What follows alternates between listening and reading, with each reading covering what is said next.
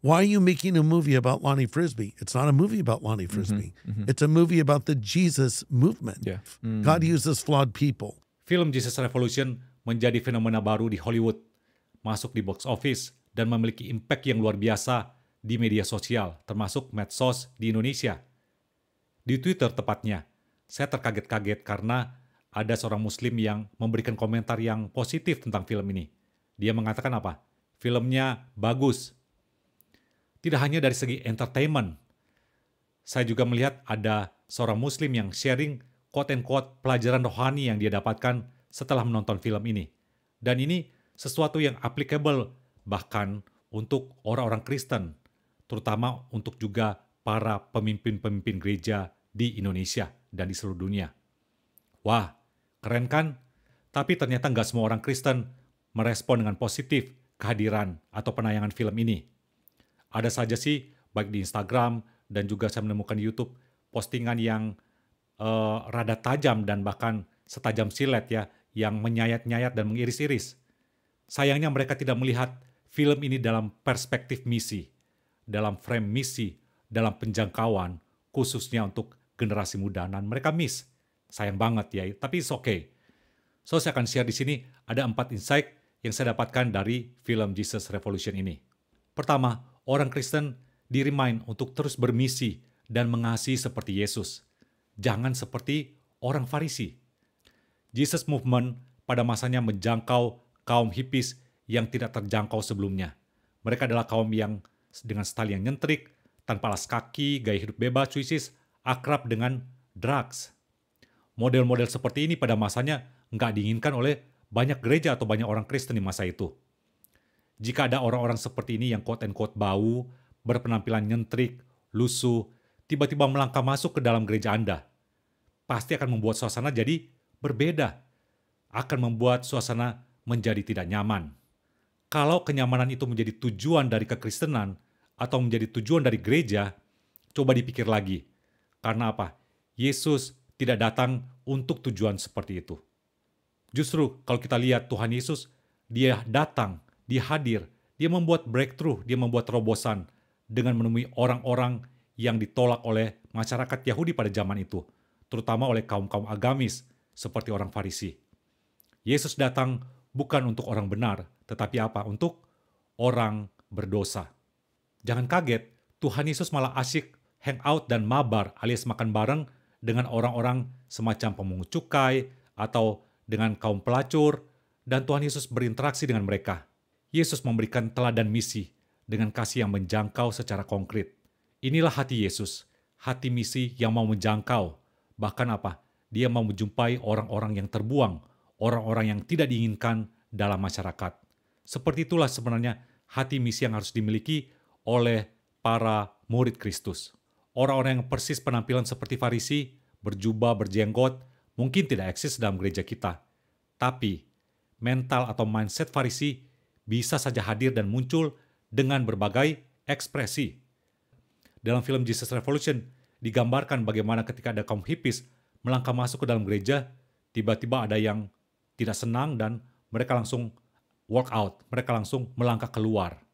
Orang-orang itu melihat kasih Yesus secara sempit, yaitu hanya eksklusif buat mereka. Tanpa mau melihat Yesus datang untuk melayani semua orang berdosa, termasuk kaum hippies. Saya jadinya berefleksi, jangan-jangan saya juga memiliki mental atau mindset seperti orang-orang Farisi.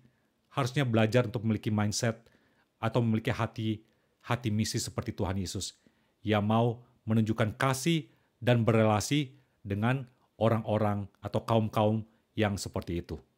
Yang kedua, Tuhan dia mau memakai orang-orang yang jauh dari sempurna. Orang-orang yang dapat dikatakan flawed gitu ya. Orang yang mereka memiliki banyak kelemahan, tapi Tuhan memakai mereka untuk tujuannya dan untuk kemuliaan namanya. Lonnie Frisbee salah satunya. Kalau dicari-cari kelemahannya, nggak ada habisnya. Dia adalah sosok yang bisa dibilang kontroversial. Sebelum bertobat dia pemakai drugs, lalu dia juga terlibat dalam aktivitas yang tidak pantas untuk dilakukan oleh seorang pelayan Tuhan atau hamba Tuhan. Bahkan tragisnya, dia meninggal karena AIDS, masih dalam usia muda yaitu usia 43 tahun. Pastor Greg Laurie yang menjadi inspirator dari film Jesus Revolution ini, dia mengatakan bahwa Lonnie Frisbee ini ibaratnya seperti Simpson, tokoh yang penuh dengan pengurapan di dalam perjanjian lama. Tetapi dia juga struggle jatuh bangun di dalam dosa, di dalam kelemahannya. Tokoh-tokoh Alkitab lainnya jauh dari sempurna. Simon Petrus, lalu Paulus, Nuh, Abraham, Daud apalagi. Ini mau menegaskan bahwa Lonnie Frisbee itu, dia hanyalah vessel. Dia hanyalah bejana di tangan sang penjunan, di tangan Tuhan yang berkenan mau memakainya, bukan untuk kemegahan atau kemuliaan dari si Lonnie Frisbee, tetapi untuk menunjukkan bagaimana Tuhan mau berkarya di dalam diri orang-orang yang penuh dengan kelemahan itu untuk kemuliaan namanya. Yang ketiga, film ini bicara tentang bagaimana hanya Tuhan yang bisa mengisi pencarian akan kepuasan dan tujuan hidup manusia.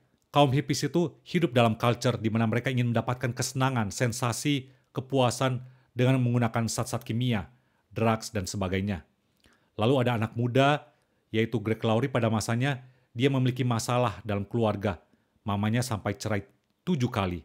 Dan dia terjebak dengan drugs, lalu dia bergumul dengan pertanyaan-pertanyaan tentang kehidupan. So film ini pada akhirnya menunjukkan orang-orang seperti ini. Mereka ada dalam pencarian akan makna, tujuan, dan pencarian akan kebenaran.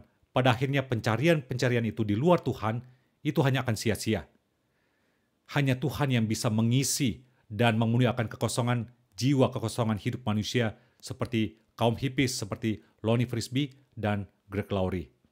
Ini bukankah relate dengan kondisi dari anak-anak muda atau Gen Z pada saat ini, generasi C. Mereka struggle, dan struggle mereka ini nggak jauh dengan orang-orang yang ada dalam film Jesus Revolution. Gereja atau para pemimpin gereja, pelayan-pelayan Tuhan mereka seharusnya bisa mengadres akan kebutuhan ini untuk menjangkau generasi C ini supaya mereka bisa dimenangkan bagi Kristus. Tentunya agar bisa menjangkau dan melayani, mereka harus melihat kebutuhan ini. Kalau nggak mau melihat kebutuhan ini, ya pada akhirnya nggak akan bisa landing atau mendarat atau menjangkau hati mereka. Oke, kita lanjut ke yang keempat. Film ini sebenarnya fokusnya adalah pada Jesus Movement. Seperti pengakuan dari Pastor Greg Laurie, dia mengatakan bahwa yaitu bagaimana Yesus, dia melakukan restorasi, melakukan pemulihan, dan membuat orang-orang itu, mereka akhirnya mengalami satu pengalaman hidup, perjumpaan dengan Tuhan yang mengubahkan, yang mentransformasi kehidupan mereka. Pastor Greg Laurie mau menegaskan, fokus dari film ini bukanlah pada dirinya, kendati film ini dibuat berdasarkan perspektif dari dirinya. Fokusnya bukan pada si Lonnie Frisbee pula, atau pada si Pastor Chuck Smith dan tokoh-tokoh lainnya. Fokus dari film ini adalah bagaimana revival melalui Jesus Movement ini yang memberikan impact yang luar biasa kepada banyak jiwa dan dampaknya juga sampai saat ini. Nah, dengan perspektif seperti inilah yang harusnya dimiliki oleh para audiens atau para penonton film ini. Dengan mengingat juga bahwa tokoh-tokoh dalam film ini bukan hanya Lonnie Frisbee yang punya kelemahan, Pastor Chuck Smith juga, dan bisa jadi tokoh-tokoh lainnya, tapi Tuhan mau berkenan memakai mereka untuk misinya di tengah-tengah dunia ini. So menarik ya, film ini jelas relate dan relevan untuk bisa men-trigger kembali bagaimana gereja atau orang-orang Kristen melakukan pelayanan misi ini di tengah-tengah dunia. So itulah beberapa insight atau refleksi pribadi yang saya bisa share dalam video ini. Mungkin kalau Anda punya refleksi atau insight secara khusus yang Anda mau share di kolom komentar, silakan. Dan saya juga percaya bahwa film ini menjadi berkat tidak hanya di kalangan kekristenan, tapi juga di luar kekristenan. Ini menjadi cermin dan refleksi bagi kita semua untuk bagaimana kita menjalankan misi Kristus di tengah-tengah dunia ini. Thanks for watching. God bless.